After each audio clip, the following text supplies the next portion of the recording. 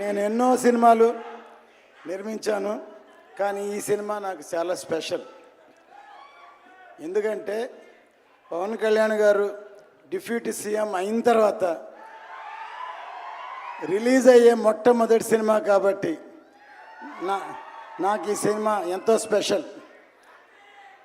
అంతేకాకుండా ఇటువంటి సినిమా ఖుషీ లాంటి సినిమా కాకుండా ఒక historical film, historical background, pan India film.